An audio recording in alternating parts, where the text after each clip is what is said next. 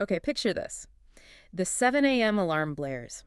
You check your phone, shower, get into that specific work uniform. Hmm. Maybe you grab breakfast if there's time before you head out into rush hour traffic. Yeah. Then it's, 9 to 5, dealing with the boss, endless emails, maybe that intern you're trying to delegate to. Oh, I know that feeling. You hide mistakes, you act busy, you smile through impossible deadlines, watch the clock, and then bam, 5 p.m. Freedom. Or just the commute home. Exactly. Back to the commute, try to act human with your partner, cook, eat, maybe crash with some Netflix because, wow, rough day. Right. One last email check, and then finally, bed. 8 hours of just oblivion, if you're Yeah. lucky. Does that sound familiar? I know for me, some days that feels like my diary. It's definitely a grind many of us know, maybe too well. Huh. And it really highlights this core dilemma from our sources for this deep dive. Which is? Well, if someone literally put a gun to your head and asked, your money or your life, you'd instantly give up the wallet, right? Instantly.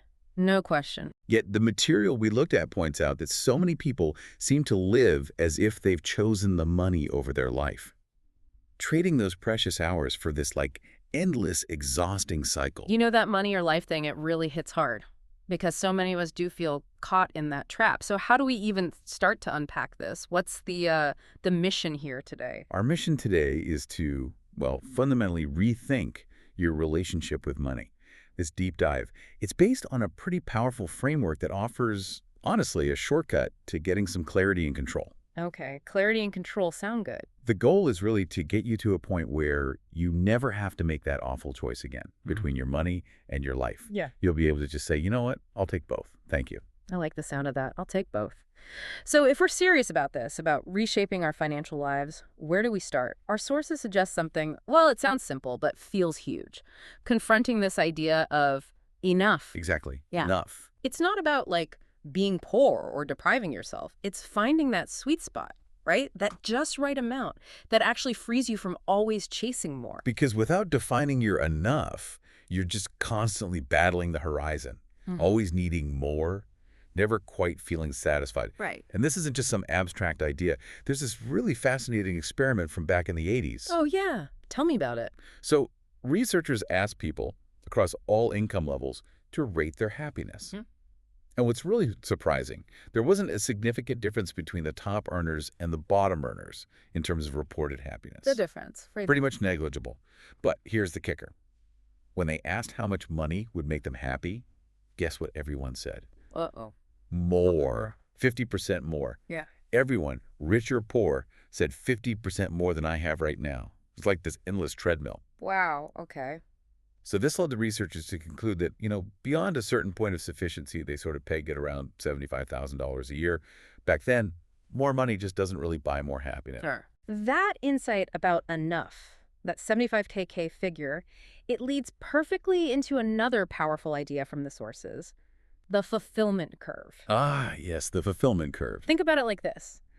When you're just getting basic survival needs met, every extra dollar feels like it skyrockets your satisfaction rate. Absolutely. Huge impact initially. And it keeps going up as you add comfort, maybe a few luxuries. You feel that positive momentum building. But here's the critical point, the part that feels kind of counterintuitive sometimes, that curve. It eventually starts to level out. Okay, diminishing returns. Makes sense. And it can even start to decline. It can actually go into what the source calls a negative slope. Wait, so more can actually make you less fulfilled? Exactly. It's not just more isn't better. It's more can actively detract. Think about having 10 suits, but you rarely wear any of them. Right, or a garage full of gadgets you never touch. Precisely. You're not just less satisfied, you might actually feel the stress of maintaining it all, the clutter, maybe even some buyer's remorse. The joy was in the getting, not the having. Often, yes. So each new purchase at that point might actually add stress instead of satisfaction. It really highlights how we often confuse true needs, like respect, feeling good about ourselves, having meaningful things to do with material wants. Like needing a Lamborghini or designer clothes or the newest entertainment system. Exactly. Those things might provide a temporary hit, but they don't usually fulfill those deeper needs in a lasting way. That's a powerful distinction. Okay, so once you've grappled with your personal enough, what's next? The material suggests an actionable step. Make peace with the past. How? By comparing your total lifetime income to your current net worth. Right, and this isn't about, beating yourself up or puffing out your chest. No blame, no ego. Just review. Exactly. It's about taking a conscious, clear look at where you've been financially. So, okay, let's unpack this. Yeah, how does it work? Well, there are two main parts. First, you need to figure out your total lifetime income. That sounds hard. How do you even do that? It might seem daunting, but the source gives some practical tips. You can often get old records online from your bank or review old resumes to estimate past salaries. Okay. If you're in the U.S., you can even apply for a Social Security statement from the Social Security Administration, which lists your reported earnings. Ah, okay, that's useful. So that's part one. What's part two? Part two is calculating your net worth right now. And that's pretty simple conceptually. It's just your assets what you own minus your liabilities what you owe. Assets minus debts. Got it. Right. So assets break down into liquid things like cash, savings accounts, bonds, stocks, mutual funds. Stuff you can access relatively easily. Exactly. And fixed assets, your house, car, boat, maybe valuable electronics, furniture, even your wardrobe or jewelry, stuff in the attic. Okay. And the key is? The key is using current market values for everything. What could you realistically sell these assets for today? And what do you currently owe on your loans? Not what you paid, but what they're worth now. Right. And why do this? What's the big why behind this exercise? The sources suggest that many people kind of drift through their financial lives without much conscious direction. Like someone just driving around without a specific destination in mind. Just reacting, not planning. Pretty much. So this exercise, comparing lifetime income to net worth, it gives you a chance to pause, see the map, and make conscious, informed decisions about where you want to go next financially. Okay, that makes sense. Taking stock. Precisely. And the realization can be powerful. You might look at the numbers and think, wow, I have very little to show in assets for all that earning. That can be a huge motivator for change. But the opposite, right? Or the opposite. You might realize, hey, I actually have enough assets right now that if I manage them differently, I could potentially be financially independent already. Whoa. Okay, either way, it's a potentially life-changing insight. Absolutely. It shifts your perspective fundamentally. That really does change how you see past choices. But, okay, let's shift focus now to earning money itself. Our sources ask a pretty blunt question. What is work, really? Yeah, that's a big one. The late economist Robert Theobald had this very direct definition. Work is defined as something that people do not want to do, and money as the reward that compensates for the unpleasantness of work. Oof, that's stark. It is challenging, but it sets us up for the next idea. And this next concept, honestly, it really shifted my whole view on what work even means. Well, Theobald's definition, while maybe a bit harsh, does highlight that paid work is often seen mainly as just a way to get money, right? A means to an end. Sure, that's the common view. But if we zoom out, work actually serves a lot of purposes beyond just the paycheck. Think about it. It can provide security. It can be tradition. Everyone works. It could be about service, contributing something. Learning new skills, too. Definitely. Learning, having power or influence, socializing with colleagues, even just structuring your time, giving rhythm to your week. Right, lots of non-monetary benefits. Exactly. But the key point the sources make is that while paid work gives you money, many of those other functions, the social aspect, the learning, the structure, are often just as available, sometimes even more so, in unpaid activities. Interesting. So we might be expecting too much from our jobs. Very possibly. Yeah. We load up paid employment with all these expectations. And it kind of lines up with that 2014 report mentioned in the source, finding only about 43% of Americans actually like their jobs. Only 43%. Wow. Okay, so that brings us to why the sources say maximizing your income per hour isn't about greed. It's out of self-respect and appreciation for life. Explain that. Well, if other activities, paid or unpaid, can fulfill those personal needs just as well, maybe even better. Then you want the best return for the hours you do trade for money. Precisely. Yeah. You want to get the most financial fuel, so to speak, for the time you dedicate specifically to paid work, because your time, your life energy is finite. Okay, let's make this concrete. You mentioned an example using Swedish median wage. Yes, let's walk through that. The source uses the median yearly wage for Swedes, around $30,000. Yeah. Now, if you assume a standard work year, say 40 hours a week, 45 weeks a year, accounting for vacation and holidays, Okay. a quick calculation gives you about $16.50 an hour. $16.50. Seems okay. But, and this is the crucial part, that estimate is way too generous. It ignores all the outer activities, the things you do because of work, that cost you both time and money. Ah, the hidden costs. Like what? Okay, think about commuting. Hmm.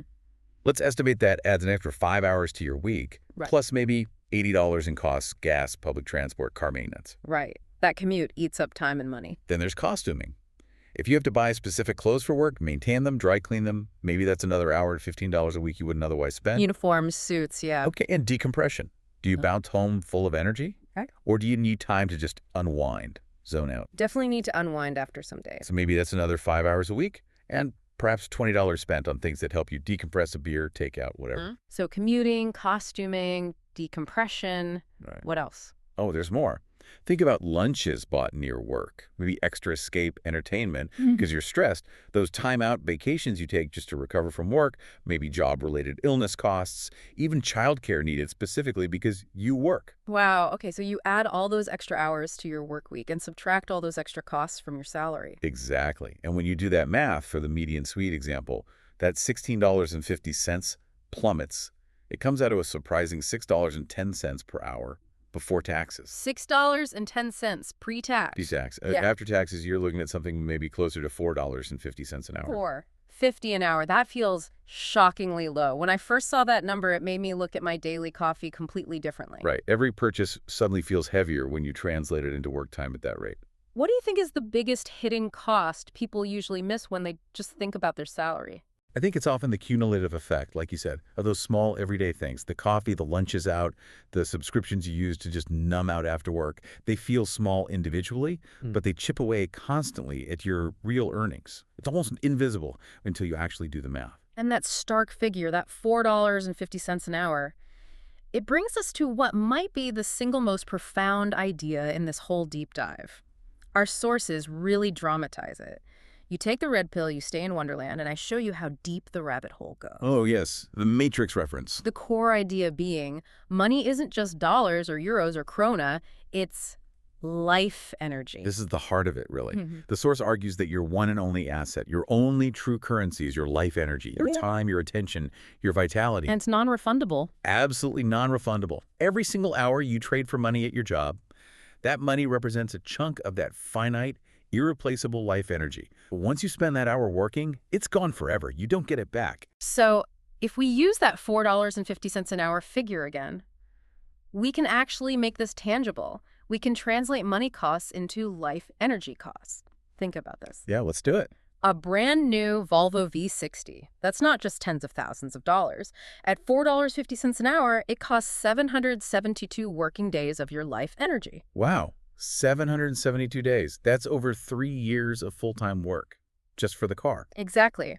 Or your Spotify account. That's about a quarter of a working day every single month. Okay. A night out at the club maybe cost a couple $100. That's 2 full working days of your life energy gone. 2 days for one night out. A decent restaurant visit, maybe Yeah. 1 working day. Suddenly that new gadget, that impulse buy, it's not just money. It's hours, days, weeks of your actual life. It's a powerful lens to view spending through. So how do you actually apply this?